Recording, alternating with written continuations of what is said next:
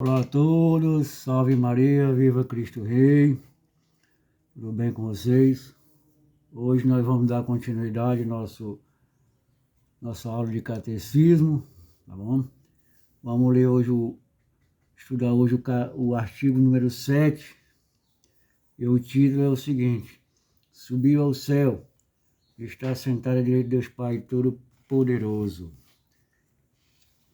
Deus exaltou acima de todas as coisas. Os discípulos de Jesus viveram a Sexta-feira Santa. Jesus, indefeso e abandonado, pendia na cruz. A sua vida extinguia-se na morte. Depositaram o seu corpo em um túmulo que fecharam com uma grande pedra, sinal de que, no fim, a morte tem poder sobre a vida. No encontro com o Senhor ressuscitado, vivem a experiência que investe da cabeça aos pés tudo o que ele julgava saber sobre a vida e a morte. Jesus vem ao seu encontro. Eles o reconhecem, sim, é o mesmo. Ele, o crucificado, ele está vivo. Ele é familiar e ao mesmo tempo estranho. Entra através das portas fechadas, está presente e desaparece. Não se pode retê-lo. Tinham medo e duvidaram, mas eis que a alegria os inunda. Deus ressuscitou o seu Filho dos mortos e recebeu-o na glória com toda a sua condição humana. Os discípulos dão testemunho. Jesus subiu aos céus, onde está sentado à direita do Pai. À direita do Pai é a glória divina em que se encontram desde toda a eternidade o Filho e o Espírito Santo, que não são senão um com o Pai na Santíssima Trindade. Enquanto Deus, o Filho nunca deixou essa glória, mas pela sua encarnação no seio da Virgem, assumiu uma humanidade como a nossa, a fim de viver entre nós e como nós.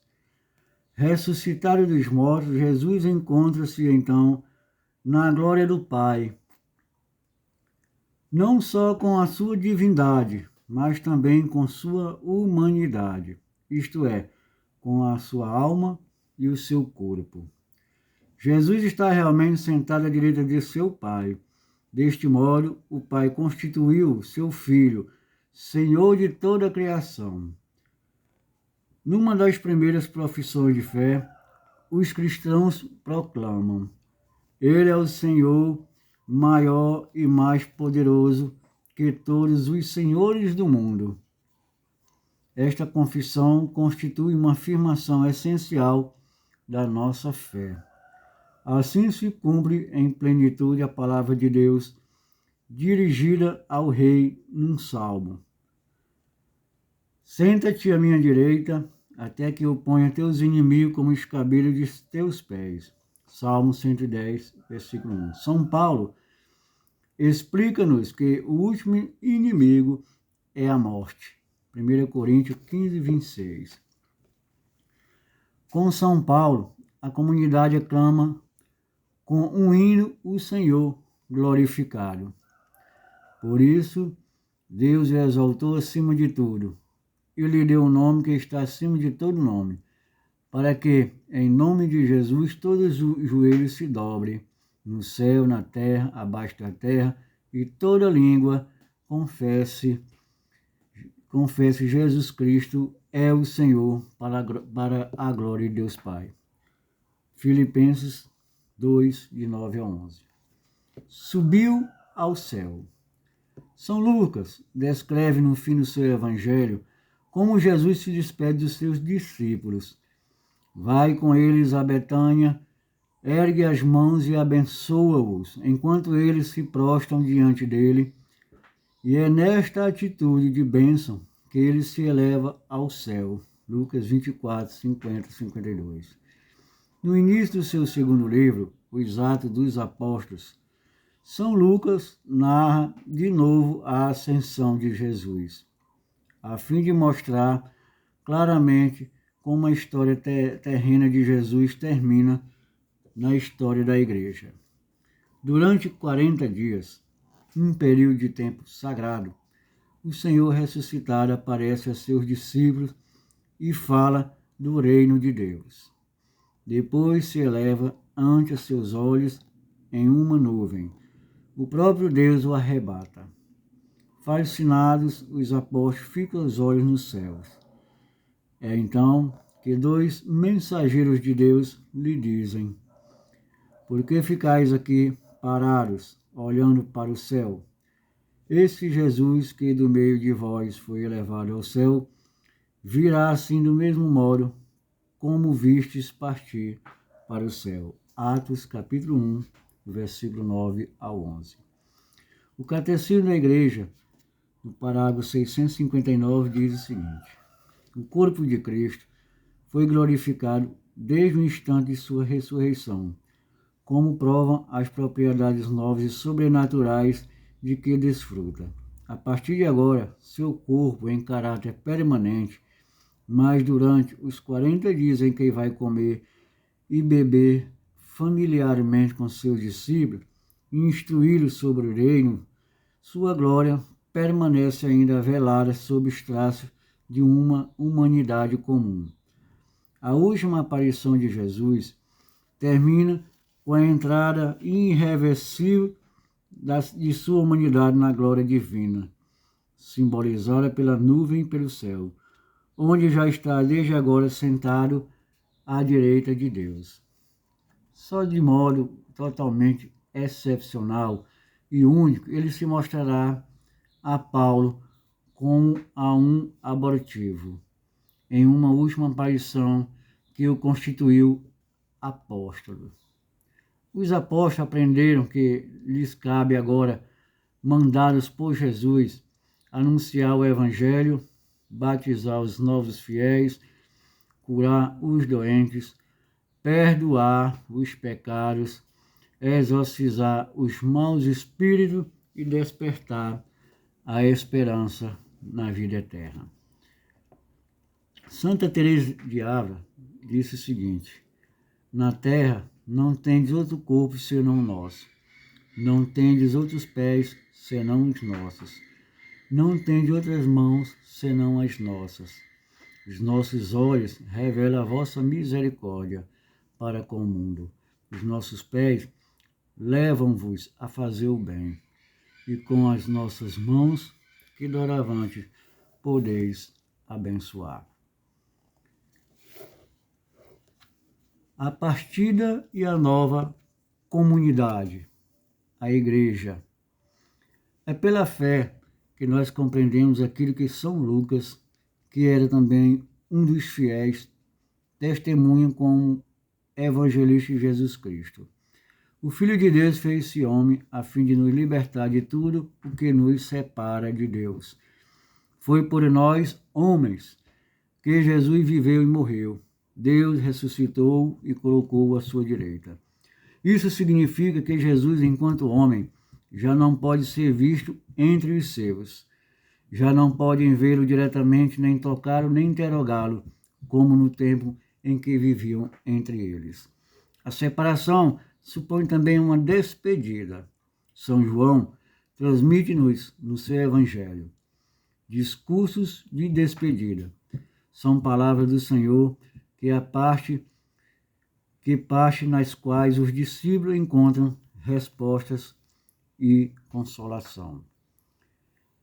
Em João 14, de 1 a 3, diz o seguinte: não se perturbe o vosso coração, credes em Deus, crede também em mim.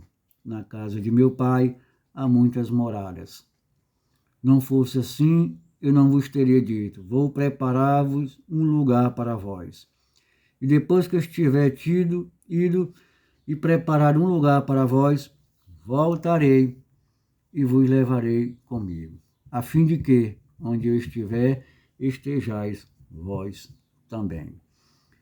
No mesmo João, capítulo 14, versículo 15 a 17, ele diz assim: se me amais, observai os meus mandamentos. Eu pedirei ao Pai, e ele vos dará um outro Consolador, que fica para sempre convosco, o Espírito da verdade. Em João 16, 7, diz assim: é bom para vós que eu vá. Se eu não for, o Consolador não virá a vós. Mas se eu for, eu o enviarei a vós. Em João 16, 28, diz assim: eu saí do Pai e vim ao mundo. De novo deixo o mundo e vou para o Pai. Jesus não está visível, mas a igreja experimenta no Espírito Santo e na fé a verdade das promessas de Jesus. Pois onde 2 ou 3 estiverem reunidos em meu nome, eu estou ali no meio deles. Mateus 28, 20. A igreja de Jesus Cristo aguarda ainda a volta gloriosa do seu Senhor no fim dos tempos. Pela fé, podemos ter a certeza de que Ele nos prepara uma morada e uma pátria junto ao Pai. Ele quer que nós estejamos com Ele. Por isso, o céu, para onde erguemos os olhos, já não é só o lugar de Deus e de Jesus Cristo, mas também o sinal do nosso próprio futuro. Enquanto vivemos no mundo dos homens, não podemos falar do mundo de Deus, senão por imagens. Só quando tivermos percorrido o caminho de Jesus, através da morte e do sepulcro, é que os nossos olhos se abrirão na nossa própria manhã da Páscoa. Então veremos nosso Senhor e seremos semelhante a Ele. Isso está na carta 1 João. Rezamos assim: na verdade é justo e necessário, é nosso dever e salvação, dar-vos graças sempre em todo lugar, Senhor Pai Santo, Deus eterno e todo-poderoso, vencendo o pecado e a morte, vosso Filho Jesus, Rei da Glória, subiu ante os anjos maravilhados aos mais altos dos céus. Ele, nossa cabeça e princípio, subiu aos céus, não para afastar-se da nossa humanidade, mas para dar-nos a certeza de que nos conduzirá à glória da imortalidade. Por esta razão, transbordamos de alegria pascal e aclamamos vossa bondade. Extraído do prefácio 1 da Ascensão 1. Bendito seja o nome do Senhor para todo sempre. É essa, irmão, a nossa fé e a nossa esperança na vida eterna, na glória do Pai. E Ele nos prometeu que no fim dos tempos voltaria para nos levar para estar junto com Ele. Mas também tem que estar preparado, porque esta vinda pode estar a qualquer momento. De que forma? Quando eu e você descemos a sepultura, aí sim nós estaremos na glória com o Pai também. Mas e se isso nós fizermos a sua vontade, como ele diz: se me amais, guardai os meus mandamentos. Então temos que ficar nessa fé, na esperança e nesse amor que Jesus nos deixou com sua morte e com sua ressurreição, sinal de esperança para cada um de nós. E a igreja, que é depositária desta verdade, nos dá essa esperança. E podemos crer, porque foi dele essas palavras de Jesus ao apóstolo Pedro: eu edificarei a minha igreja, tá? E as portas do inferno não prevalecerão contra ela. Minha igreja, qual é a igreja? A igreja católica apostólica romana. Não existe outra, meus irmãos. Tá? Jesus foi depositário desta igreja, deixou esta responsabilidade a Pedro, aos apóstolos, aos seus sucessores. E ela está contida hoje na Santa e Imaculada Igreja Católica Apostólica Romana. Que vivamos nessa fé e nessa esperança para a glória de Deus Pai. Um forte abraço e até a próxima, se Deus quiser.